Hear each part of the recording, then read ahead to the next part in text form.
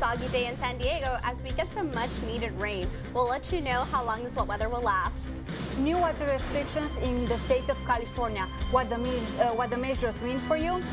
And an Atlanta highway was shut down this morning after an unusual incident. We'll have more. ISIS is claiming the responsibility for the attack in Texas. And now the U.S. government is raising the threat level. How this will affect you?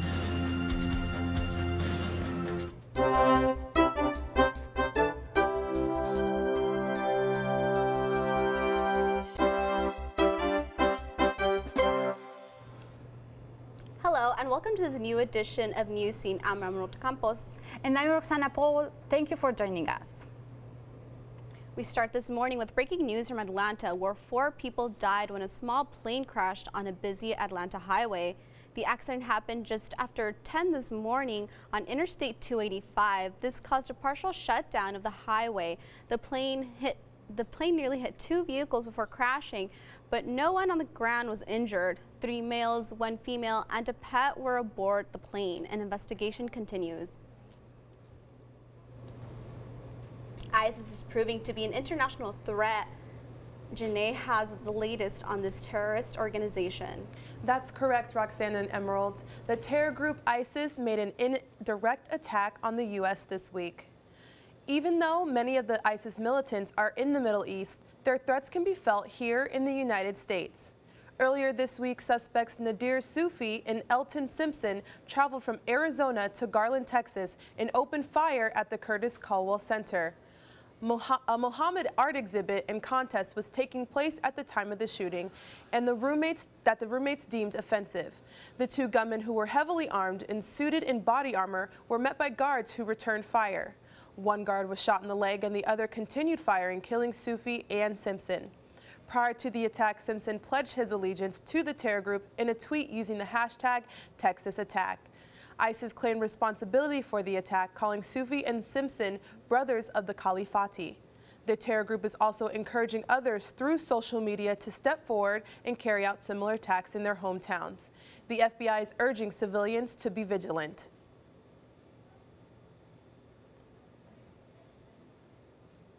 Groups like ISIL or Al-Qaeda now are calling publicly for attacks in the West of people who they have never recruited specifically, they have never trained, they've never even met. We need the public too. We need the public's help. For the first time since the September 11 attacks, the Pentagon has raised the security level on U.S. bases to Force Protection Bravo, which is defined by the Pentagon as an increased and predictable threat of terrorism. It is the 3rd highest threat level on a 5-tier scale used by the Department of Defense. One of those bases being Camp Pendleton here in San Diego. The change could mean more checks of vehicles entering bases and 100% identity checks of all personnel.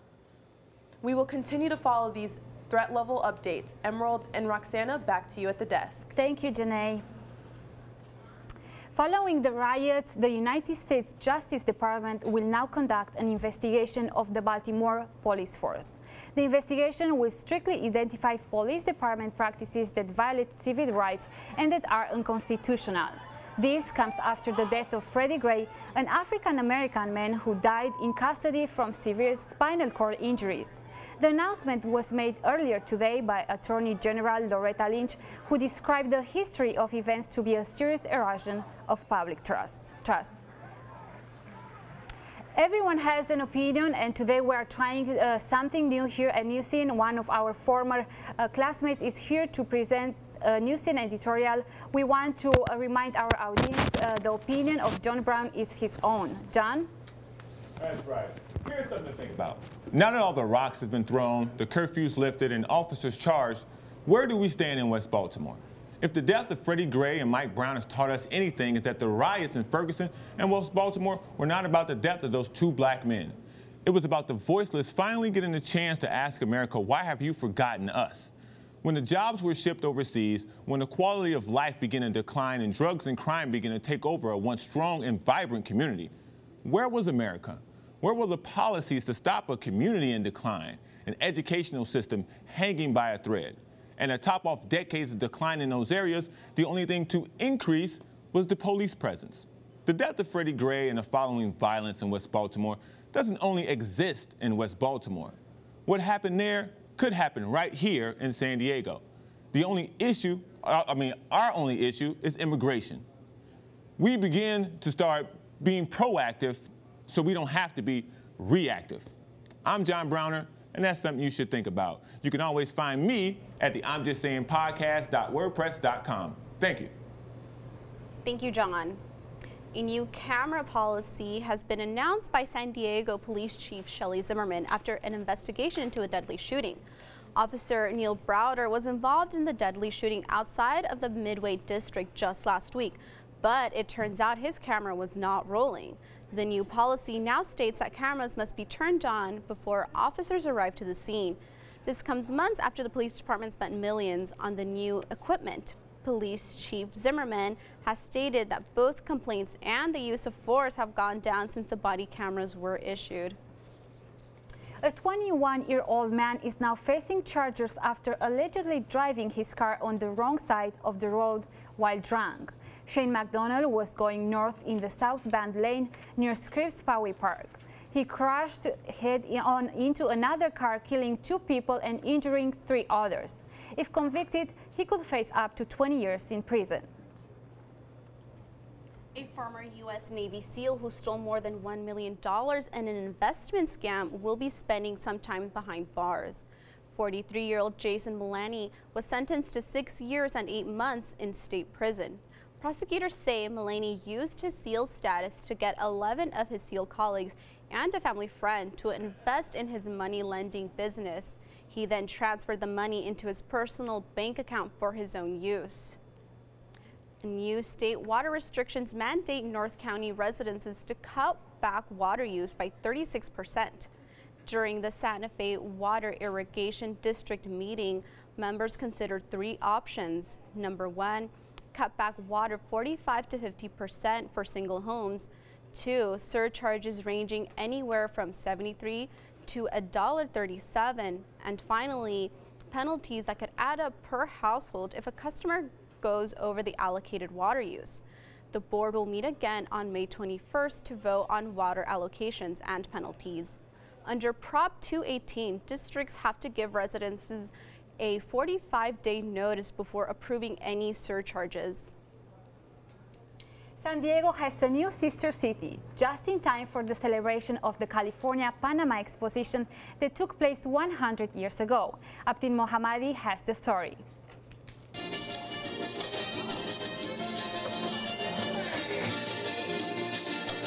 The transition of economy most often happens successfully by localizing different organizations in a unique way. And both San Diego and Panama have the best opportunity to prove that fact.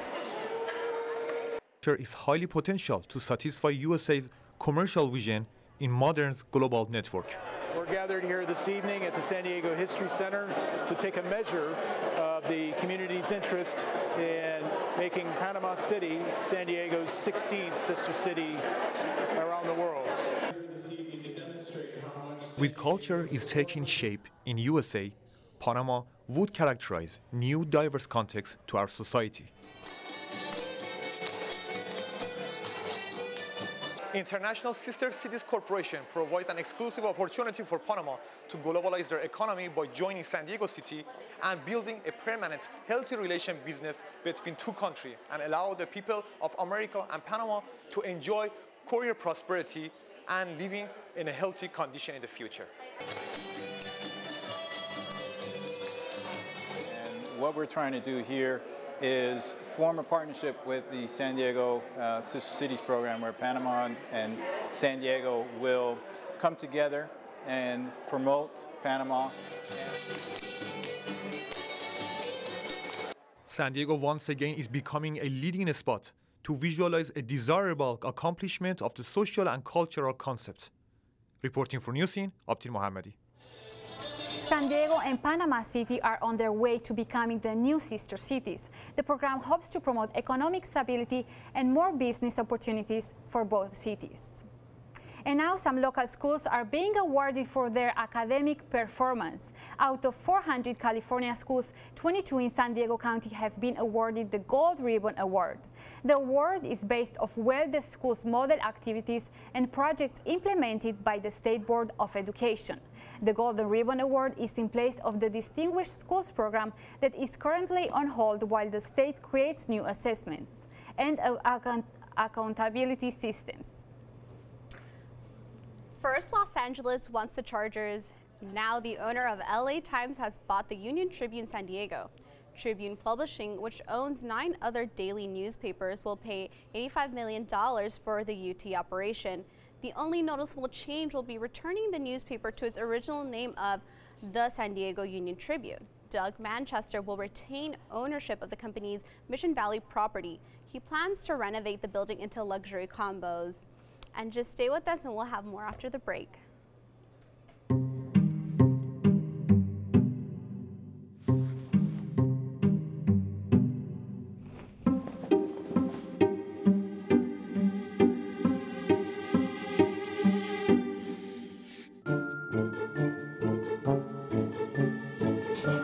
The smallest moments can have the biggest impact on a child's life. Here I come. Take time to be a dad today. Daddy, I'm gonna find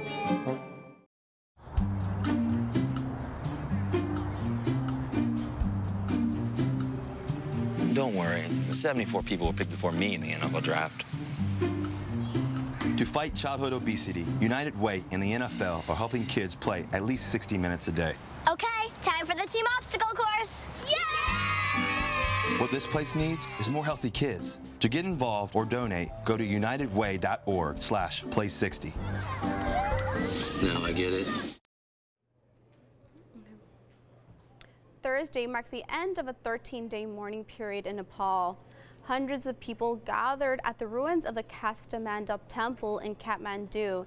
They were there to honor those who tragically passed away during the 7.8 earthquake that rocked the country 2 weeks ago. The death toll is currently at over 85,000, but expected to rise as international search and rescue teams are deployed. And the 4 San Diego hikers stranded on a mountain in the Himalayas are back home in San Diego. Encinitas native Kat Heldman and her husband Kevin Curro were on a hiking expedition with the 2 other San Diegans, Brigitte Martinez and Oscar Olea, when the 7.8 magnitude earthquake struck. The group was stranded for nearly a week after an avalanche tore through their camp. Heldman and the group spent their time helping the injured and trying to find food. Heldman says she's planning a trip back to Nepal next year on the same date of the earthquake as a memorial. The 2016 presidential elections are heating up with new campaign announcements. Hillary Clinton is one of the many candidates for the 2016 presidential election. The most recent to announce his candidacy is former Arkansas Governor Mike Huckabee. Huckabee announced his campaign at a community college in his own hometown on May 5th. Carly Fiorina, former Hewlett-Packard CEO, has also announced she is running for president. Vermont Senator Bernie Sanders, Florida Senator Mark Rubio, Kentucky Senator Rand Paul, and Senator Ted Cruz are also running. Neurosurgeon Ben Carson is one of the most recent to announce his campaign. Holly Bridges is here with sports. So it's baseball season. How are those Padres doing? Well, not very good. They've been up and down, and after not scoring any runs on Monday, Tuesday, or last night, the only highlights the Padres did have this week are from Wednesday in San Fran. The Giants honoring the 84th birthday of Say Hey Willie Mays, but it was all Padres as even Jed Jerko had 2 hits going to right in the top of the 3rd, scoring Justin Upton, putting the Padres up 4-0. And then Austin Hedges makes his debut, contributing right away, getting his first major league base hit, drives in a run, his family in the stands going crazy, and the Padres save the ball, and they return it to the dugout for him. 5-0 Padres. In the bottom of the 3rd, the Giants' Aoki lines one back through the mound, dropping it in center for a base hit. 1 run scores, but Aoki rounded off too far. Hedges guns him down at first.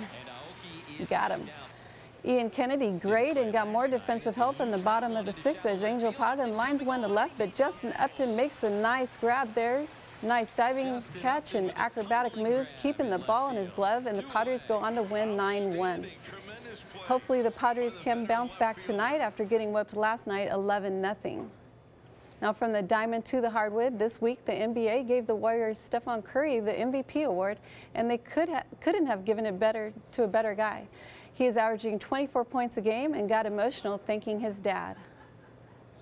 You're the example of what a true professional is on and off the court, and to be able to follow in your footsteps. So touching and such a mature guy. He also had gratitude. It means a lot to me. This is special. I'm really proud of what you were able to do in your career, and he also had gratitude for his teammates in a comic relief effort, but on to the game now. Let's go to the video of the game highlights. Curry did receive his trophy prior to the game 2 of the series against Memphis, but not a winning night on the floor for him. And there he is getting his trophy. But right here, his pass gets picked off by Tony Allen, who takes it to the other end all alone for the jam. Later, with a couple of minutes left, Mike Conley is going to do a little shake and bake and gets the separation and drains the big three. A good comeback for Conley as he scores 22 points after missing a few games. The Grizzlies get the road win 97-90. Game 3 is Saturday at 5 p.m. And now to the other semifinal in the Western Conference with the Clippers visiting the Rockets. Chris Paul was sitting out with a hamstring injury again, so Austin Rivers got the start Wednesday. First half, Clippers looking good as J.J. Redick from the top of the arc nails the three, and the Clippers are up by 11, and Chris Paul is happy with that. But the Rockets answer back big. Chris Paul not happy with this as he had that glare on his face with a hardened three. The Rockets go on to win 115-109. That series also tied at 1 game apiece. They meet again for Game 3 tonight at 7:30. Now I'm going to end with something funny for my colleagues here. Shaquille O'Neal takes a spill in the TNT studio. Now, Kenny Smith will always get up from the set and go over to a big monitor to tell us great plays, but Shaq likes to play and tries to beat him over there as a joke sometimes, but this time, as he tries, well, you see what happened. He fell, and I think the joke was played on him this time. Now, I thought you guys in the studio crew might get a kick out of that, as we all have to be careful with our really expensive mics here. Now, guess TNT has money to fit the bill for Shaq's spill. And one more thing, congrats to the City College women's badminton team and Coach Wynn for winning the state championship. Thank you, Holly. Please stay tuned for more after the break.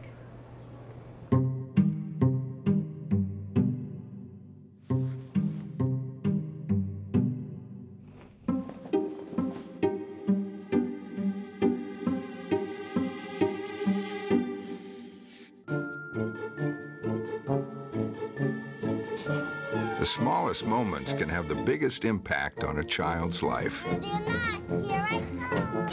Take time to be a dad today. Daddy, I'm gonna find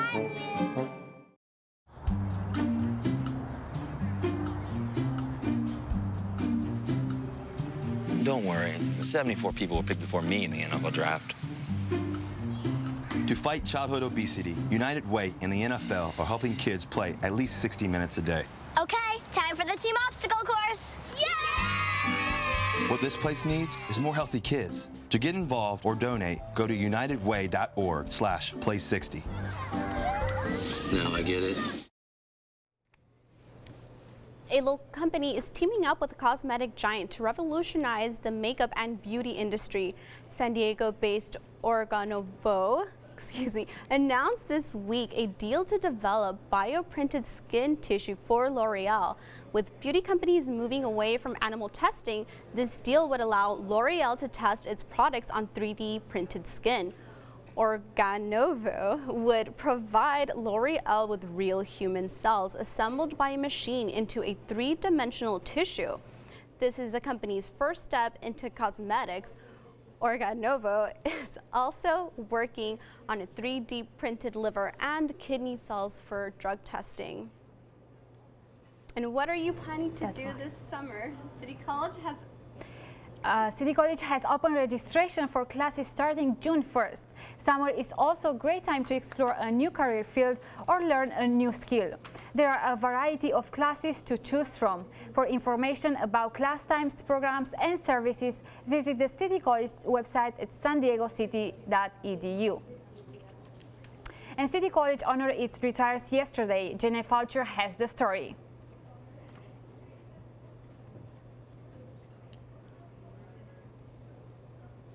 Retiring. And after a combined 86 years, these City College professors are finally taking some time to relax. My plans after I retire is probably to do some traveling and maybe some pro rata. I want to hit the East Coast during leaf season, to watch the colors, and I've always wanted to do that and never been able to because it happens when school's in. City College President Dr. Anthony Bibby shed light on the ironicism of retiring. It's kind of ironic that we're here talking about you're retiring, and we have students that are just getting started on their journey in life. Tanya Medina, a communication studies professor, has been with City College the last 36 years. She shared her experience about her tenure. A lot of teachers consider their students like maybe their kids, and I think it can be humbling, it can be ennobling, it can be gratifying, and sometimes it can be hell. Dean Dr. Trudy Gerald expresses her gratitude for the time and dedication Professor Medina has given. We're happy for her that she's able to go and live the rest of her life as she chooses, but we will miss her. The saying goes as follows: if you do what you love, you'll never work a day in your life. And these teachers did just that. Doing what I was doing, it was a joy, it wasn't work. And that's what you need to find when you're working, is to find something that really makes you happy. Janae Fulcher, Newscene.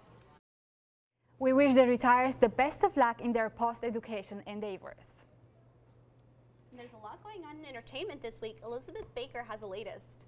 Yes, there is a lot going on. Sandra Bullock's stalker has pleaded not guilty. Allegedly, Joshua Corbett is a delusional stalker who broke into Bullock's home. Corbett has pleaded not guilty. Bullock heard an intruder and went into her closet that doubled as a safe room and called 911. When police searched Corbett's home, they found a machine gun and other weapons, and an eerie letter written to Bullock as if he were her husband and the father of her child.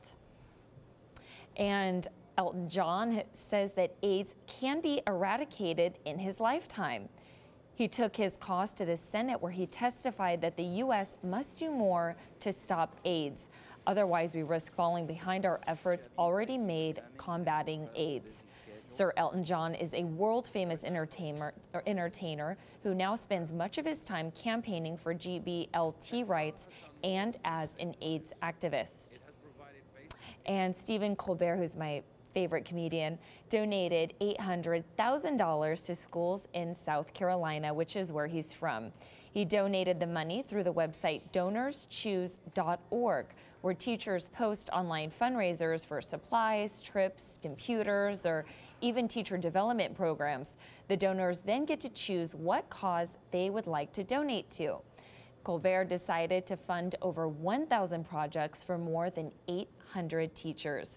Now that is what I call hometown pride. And that's it for this week of entertainment. Back to you ladies at the desk. Thank you, Elizabeth. And will it continue to pour? We'll have your weather update next.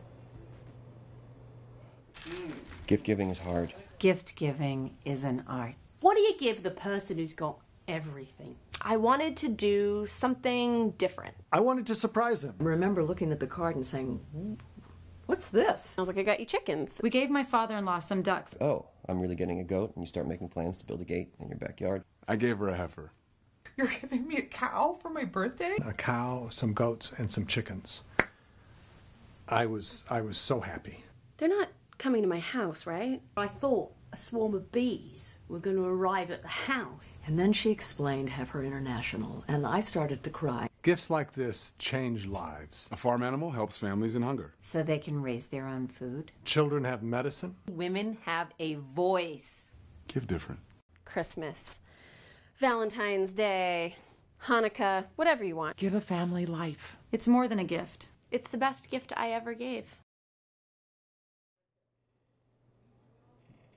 This Sunday, we celebrate Mother's Day, a time to thank our mothers for everything they do. Daniela Porter introduces us to one City College student whose life took a drastic turn after giving birth to her daughter.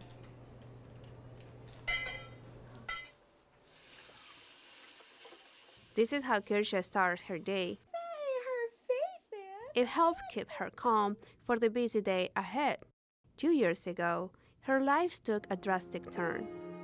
I found myself single, pregnant at age 40. As a single mom, she made a decision. The opportunity to go back to school is huge.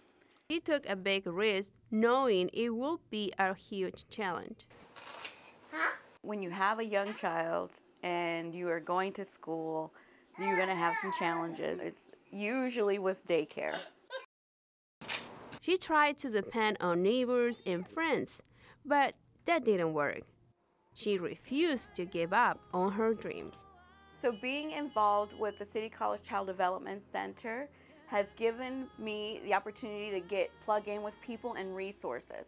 There's not just an opportunity for their child to engage in enriched activities and social interactions with other children, but the parents take a parent participation class if they're students at City. So they're actually learning about child development, they're learning about those typical behaviors, they're learning about their own child's development and what to expect next. I know now, of course, that I will be making a new future. I'm Daniela Porter, Newscene. 'Cause I know who I am. The Child Development Center offers an educational program for children 6 weeks to 5 years old. To have a child placed on the wait list for this coming fall semester, go to the Child Development Center office at City College until next Friday, May 5th. And now we go to weather. How long will this May gray last, Carrie? Well, as subtropical storm Anna hits the nation, San Diego got that much needed downpour. As you can see next to me, here's my map of San Diego County. These little green clouds indicate the rain, and as you can see, it is moving east. It is moving towards the Rockies, towards Colorado, so we can only expect rain for tonight. And be careful, there is a high wind advisory in effect as well as low visibility on the road, so please drive safe. It will be slippery. Now let's move on to our weekend forecast. Today, like I said a few seconds ago, it's going to be scattered showers throughout the county with highs of 63 and lows of 59 on Saturday. You can expect it to be partly cloudy with the sun peeking through towards the afternoon, with temperatures reaching 66 with lows of 58. On Sunday, temperatures do warm up. It will be partly cloudy, but the highs will be 68 and a low of 60. Now that sums it up for our Mother's Day forecast. I want to toss it back to you guys at the desk. Thank you, Carrie. So we're going to... Oh, here's some pictures of me and my mom. And this Mother's Day, Newscene wants to take a moment to appreciate mothers around the world, including those here hard at work in the newsroom. Check out this touching video created by a greeting card company. The video goes on interviewing people with all the responsibilities mothers have, and it's so touching. Tell you a little bit about the job. Thank you for coming in today. It's not just have a happy Mother's Day. Have a good weekend. sort of Thank you. most